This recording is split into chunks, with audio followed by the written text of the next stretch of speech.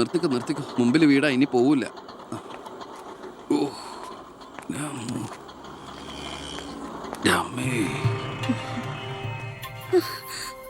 അയ്യോ, ഇതെന്ത് പറ്റിയടാ? അഴിമതി വീരനും കുടില ബുദ്ധിശാലിയുമായ ഒരു മൂരാജി മന്ത്രിക്കെതിരെ ശബ്ദമുയർത്തിയതിനും അങ്ങേരുടെ കോലം കത്തിച്ചതിനും പോലീസ് തന്ന സമ്മാനാണിത്. ഏത് മന്ത്രി? നമ്മുടെ വിദ്യാഭ്യാസ മന്ത്രി ഇല്ലേ അമ്മ? അത് നിന്റെ അച്ഛനല്ലേ?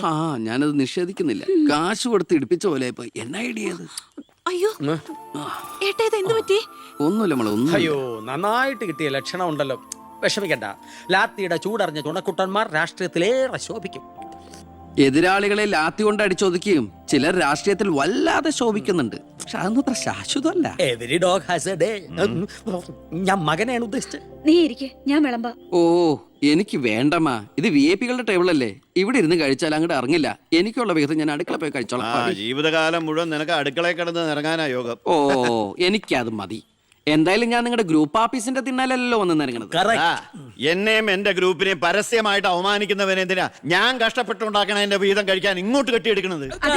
മക്കള് കഴിക്കുന്നതിന്റെ കണക്ക് പറയാ. ഞാൻ പറയൂടി, രാവിലെ ഇറങ്ങുമല്ലോ കഞ്ഞിമുക്കിയ ഡ്രസ് ഇട്ടുണ്ട്, അതിനും വേണം എന്റെ ചക്രം. അതെ, എല്ലാം സർക്കാരിനെ വെട്ടിച്ചുണ്ടാക്കുന്നല്ലേ. സർക്കാരിന്റെ കാശ് എന്ന് പറയുന്നത് ജനങ്ങളുടെ കാശാ. അതിലെനിക്കും അവകാശമുണ്ട്. നീ അടുക്കളയിലേക്ക് പോയി ഭക്ഷണം കഴിക്കും. ഉപദേശിക്കുകയാണെന്ന് കരുതരുത്. ജീവിതത്തിന് ഒരു ലക്ഷ്യമൊക്കെ ഉണ്ടാവും, എന്നിട്ട് ആ ലക്ഷ്യത്തിന് വേണ്ടി പരിശ്രമിക്കണം. നല്ല ഉപദേശം. ഇരിക്കുന്ന ആളോട് ചെന്ന് പറയും. പോത്തിനോടാണോ വേദം ഓതുന്നത്? ഞാൻ ഇത് ഉദ്ദേശിച്ചത് മകനെയാ. അച്ഛനെ ഉദ്ദേശിച്ചാലും വലിയ കുഴപ്പമൊന്നുമില്ല. നിങ്ങളൊന്നും മിണ്ടാതിരിക്കെ. അച്ഛൻ അവന് വഴക്ക് പറയുന്നതിൽ എന്താ തെറ്റ്? അവന് ഞങ്ങളുടെ കൂടെ നിന്നൂടെ? എവിടെ നിൽക്കാനാ? എനിക്കെതിരെ ആഞ്ഞടിക്കാൻ ആ മുഖ്യനവനെ കരുവാക്കിയിരിക്കുക. ഞാൻ നിഷേധിക്കുന്നു. ഇവൻ എന്റെ മോൻ തന്നെയാണോ അതോ ആ മുഖ്യറ്റം? ആ ചോദ്യം ലക്ഷ്മി തീറ്റ കഴിഞ്ഞ് ഇറങ്ങി പോടുന്ന.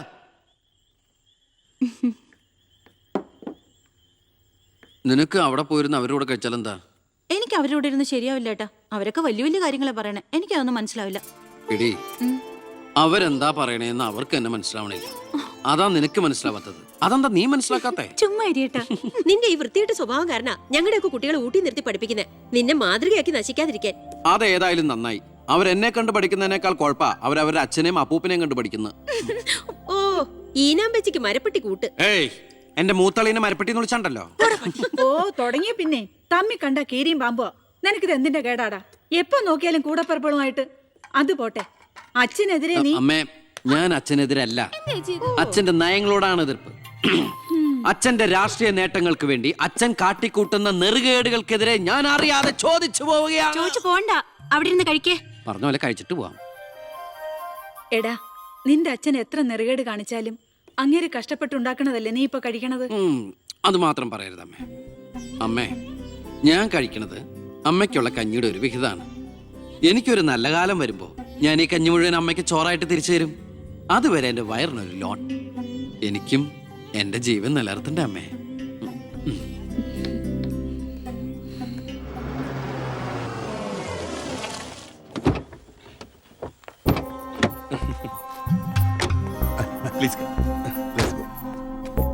ഇത് അനിൽ മുഖർജി, നമ്മുടെ പെപ്കോ കോള കമ്പനിയുടെ CEO.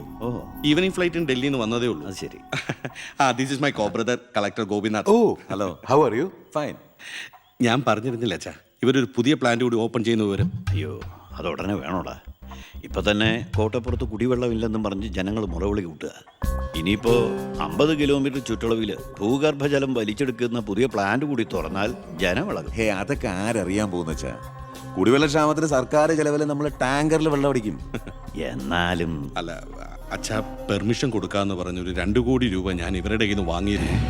ചെറാക്കുളം ഫൈനാൻസിന്റെ കാസർഗോഡ് ശാഖ തുടങ്ങിയത് ആ പണം കൊണ്ടേ. അച്ഛന് താല്പര്യമില്ലെങ്കിൽ ഞാൻ ആ പണം പിൻവലിച്ച് തിരിച്ചു കൊടുത്തേക്കാം. അത് വേണ്ട. പിന്നെ ആ വ്യവസായ മന്ത്രി ദിവാകരന് ഒരു തുക കൊടുക്കേണ്ടി വരുമെന്ന് പറഞ്ഞേക്ക്. കൺഫേം. Thank you. എല്ലാം കേട്ടു, ഒന്നും നടക്കില്ല. Good night. അല്ല, അതെ, നാളെ ഒരു വഴിതടൽ സമരമുണ്ട് KK റോഡില്. ബഹുമാനപ്പെട്ട മന്ത്രി അച്ഛൻ അതുവഴിയൊന്നും വന്നേക്കരുത്. പിന്നെ മന്ത്രിയുടെ കാറ് മാൻ തടഞ്ഞു എന്നും പറഞ്ഞ് രാത്രി ഉണ്ണാൻ വന്നിരിക്കുമ്പോ എന്റെ കഞ്ഞിൽ പാച്ചിടാൻ വന്നുണ്ടല്ലോ. കഞ്ഞി കുടിച്ചിട്ടേ പോകുള്ളൂ.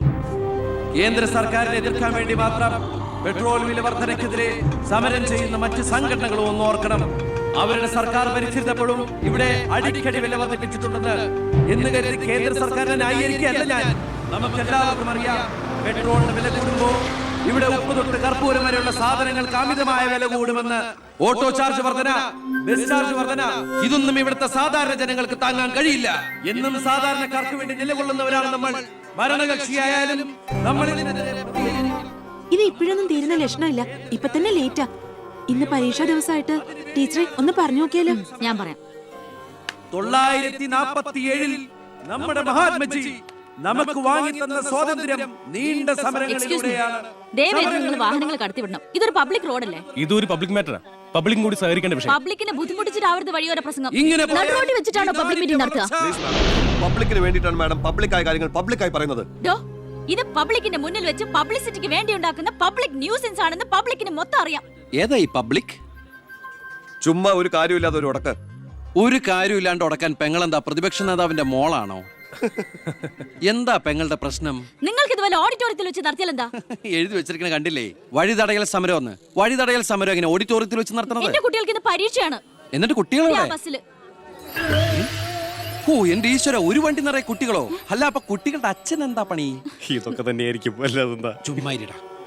നാം ഒന്ന് നമുക്കൊന്നെന്ന് ഗവൺമെന്റ് പരസ്യം ചെയ്യുന്ന ഈ കേരള സംസ്ഥാനത്ത് ഒരു വണ്ടി നിറയെ കുട്ടികളുമായി വന്നിരിക്കുന്ന ഒരമ്മ നമുക്കിത് വാർത്തയാക്കണം. അതെന്റെ സ്കൂളിലെ കുട്ടികളാ. അയ്യോ, അത് ഞാൻ അറിഞ്ഞില്ലട്ടാ. കൊച്ചുകുട്ടികളുടെ ഭാവി തകർത്തിട്ടാവരുത് നാട് നന്നാക്കല്. പെങ്ങൾ ഇപ്പൊ പറഞ്ഞത് ന്യായം. ഇന്നത്തെ കുട്ടികളാണ് നാളത്തെ പൗരന്മാർ. അവരാണ് ഇന്ത്യയെ നയിക്കേണ്ടവർ. ആ പൗരന്മാർക്ക് വേണ്ടി ആ വണ്ടി ഒന്ന് കടത്തി വിടറാ. അങ്ങോട്ട് ചെല്ലു ചെല്ലു. പെങ്ങൾ അങ്ങോട്ട് പൊക്കോളൂ പൊക്കോളൂ. അപ്പോൾ ഞാൻ പറഞ്ഞു നിർത്തിയ ഇതുപോലുള്ള സമരങ്ങൾക്ക് ജനപിന്തുണയുണ്ടാകണം. ഒറ്റക്കെട്ടായിട്ട് നിന്ന് പോരാടണം. പ്രിയപ്പെട്ട നാട്ടുകാരെ, ഞാൻ പറയുകയാണ്, ഞാൻ ചോദിച്ചു പോവുകയാണ്. പ്രിയപ്പെട്ട നാട്ടുകാരെ, ഞാൻ പറയുകയാണ്, ശ്രീമതി ഇന്ദിരാഗാന്ധി ഇവിടത്തെ പ്രധാനമന്ത്രി ആയിരുന്നപ്പോൾ ഇവിടെ എന്തിന്റെ കുറവുണ്ടായിരുന്നു? ഞാൻ ചോദിക്കുകയാണ്.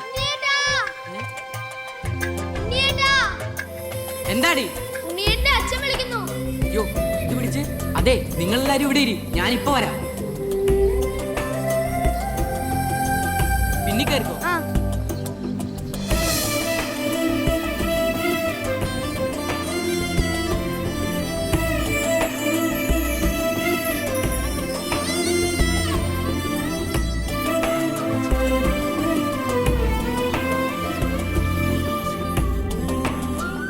മോളെ, ഇതൂടെ ഒന്ന് കഴുകി വെച്ചേരെ. ശരി.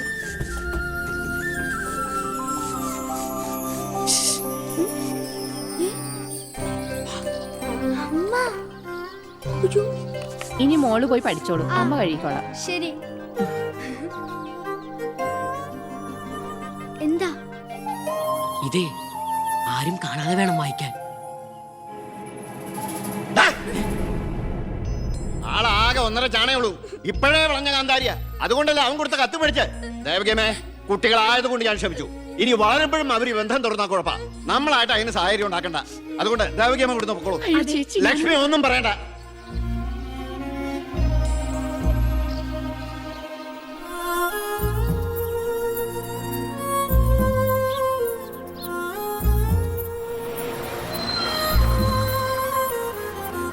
ടീച്ചറെ, സ്കൂളെത്തി, ഇറങ്ങണ്ടേ?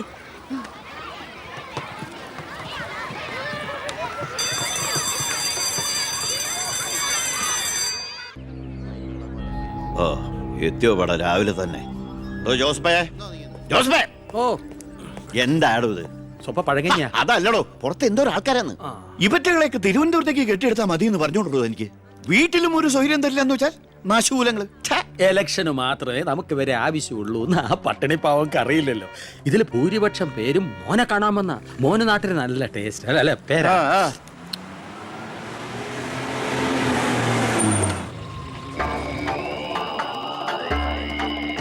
വെണ്ടർ ചാണ്ടിയല്ലേ വരുന്നത്?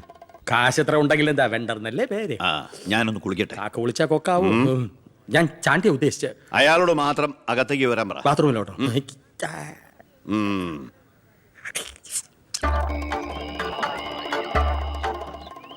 കാർഷിക കടമല്ലേ? അതെ. ജപ്തി ചെയ്യില്ല. ഗഡുക്കളായിട്ട് അടയ്ക്കാനുള്ള വഴിയൊക്കെ ഞാൻ ശരിയാക്കി തരാം. അമ്മ പോക്കോളൂ. ആ, ഇതാരും ചാണ്ടിച്ചനോ? 5.5 പവന കാറൊക്കെ വാങ്ങിച്ചിട്ടുണ്ടല്ലോ. കർത്താവ് തരുന്നു, ഞാനത് കൈനീട്ടി വാങ്ങിക്കുന്നു. ദുബായിക്കാരൻ ചെക്കനെ മരുമോനായിട്ട് കിട്ടിയതോടെ ചാണ്ടിയുടെ ശുക്രദശ തെളിഞ്ഞു. NRI മണിയല്ലേ ഒഴുകുന്നത്. കർത്താവ് അകത്തേക്ക് എല്ലാം പറഞ്ഞു. ഞാൻ പുറത്തുനിന്ന് വന്നോണ്ട് കാശുള്ളവനെ രാജാവിനെ മുഖം കാണിക്കാൻ പറ്റൂ. എനിക്ക് അറിയില്ലായിരുന്നു മോളെ നിങ്ങൾ ആരായിരുന്നു എന്ന്. നിങ്ങൾ അന്ന് പോയതിനു ശേഷം ജോസഫ് ഒന്ന് പറഞ്ഞപ്പോഴാ ഞാൻ കാര്യങ്ങളൊക്കെ അറിഞ്ഞത്. അറിഞ്ഞപ്പോ എന്തുമാത്രം വിഷമിച്ചു എന്നോ. മോളോടും മോളുടെ അമ്മയോടും അറിഞ്ഞോ അറിയാതെയോ ഞാൻ മോശമായി പെരുമാറിയിട്ടുണ്ടെങ്കിൽ ഈ അമ്മയോട് ക്ഷമിക്കണം. എന്തിനാ അങ്ങനൊക്കെ പറയണേ? അമ്മ ഞങ്ങളോട് ഒരു തെറ്റും ചെയ്തിട്ടില്ല. അമ്മേ ഹാ, ഒരു വണ്ടി കുട്ടികളുടെ അമ്മ അല്ല ടീച്ചർ പെങ്ങളെന്താ ഇവിടെ? ഉണ്ണി, നിനക്ക് ഇവള് മനസ്സിലായോ? നമ്മുടെ വീട്ടിൽ പണിക്ക് നിന്ന ദേവകിയുടെ മോള. ശാരി,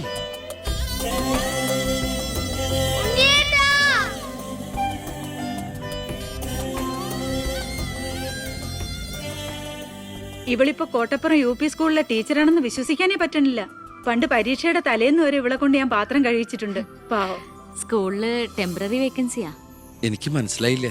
ടെമ്പററി എന്ന് പറഞ്ഞ 6 മാസത്തേക്ക്. അതല്ല, എനിക്ക് ഇന്നലെ കണ്ടിട്ട് മനസ്സിലായില്ല. പക്ഷെ എനിക്ക് കണ്ടപ്പോ തന്നെ മനസ്സിലായി. Law college union chairman, youth വിങ്ങിന്റെ ജില്ലാ സെക്രട്ടറി എന്നൊക്കെ പറഞ്ഞ് പത്രത്തിൽ ഇടയ്ക്കിടയ്ക്ക് ഫോട്ടോ വരാറുണ്ടല്ലോ. B. കൃഷ്ണകുമാർ. അല്ല, എന്താ ഇവിടെ ഇപ്പൊ ഇങ്ങനെ ഒരു സർപ്രൈസ് ആയിട്ട്? ഞാൻ മിനിസ്റ്റർ ഒന്ന് കാണാൻ വന്നതാ. ഞങ്ങളുടെ സ്കൂളിലും പരിസരത്തൊന്നും കുടിവെള്ളമില്ല. ഓ, അപ്പൊ കിണറാണ് ആവശ്യം. അതിന് അച്ഛൻ മതിയാവോ? അച്ഛനെല്ലാം കൊളാക്കിയാണ് ശീലം. ഡാ, ഇവൻ അച്ഛനെ കുറിച്ച് പറയാൻ കിട്ടുന്ന ഒരവസരവും പാഴാക്കില്ല. അത്രയ്ക്ക് ഒരുമയാ രണ്ടുപേരും തമ്മിൽ. എന്നിട്ട് കിണറിന്റെ പ്രശ്നമൊന്നുമല്ല. ഇവിടുത്തെ കോള കമ്പനി അടുത്തുള്ളതുകൊണ്ടാ സമീപ പ്രദേശങ്ങളിലൊന്നും വെള്ളമില്ലാത്തെന്ന് ആളുകൾ പറയുന്നത്. ഉള്ള വെള്ളത്തിലാണെങ്കിൽ വിഷാംശവും. ഇപ്പോ ഏതോ പുതിയ പ്ലാന്റ് കമ്പനിക്കാർ തുടങ്ങാൻ പോവാന്ന്. അതോടി വന്നാ ഈ നാട് കൊടും വരൾച്ചയിലായിരിക്കും. അതൊന്ന് തടയണം. ആ വർത്തമാനത്തിനിടയില് എന്റെ അമ്മ ആരോടോ പറഞ്ഞൊരു വെറും വാക്കിന്റെ പുറത്താ ഈ വീടും ഞങ്ങളും തമ്മിലുള്ള ബന്ധം നാട്ടുകാരറിഞ്ഞത്. അതോടെ എല്ലാരും ഒപ്പിട്ട നിവേദനം കൊടുക്കേണ്ട ജോലി എന്റേതായി. കൂടെ വന്നവരവിടെ മുൻവശത്ത് നിൽക്കുന്നവര്. കയ്യില് കാശ് എത്രയുണ്ട്? കാശോ? എന്റെ അച്ഛനായതുകൊണ്ട് പുകഴ്ത്തി പറയല്ല. ഭയങ്കര അഴിമതി വീരനാ. കോള കമ്പനിക്കാർ കൊടുത്തതിനേക്കാൾ കൂടുതൽ കൊടുക്കാനുണ്ടെങ്കിൽ കാര്യം എളുപ്പം. ഡാ, അനാവശ്യം പറയാതെടാ. മോളുടെ കാര്യം ഞാൻ പോയി ഇവന്റെ അച്ഛനോട് പറഞ്ഞിട്ട് വരാം. ശരി.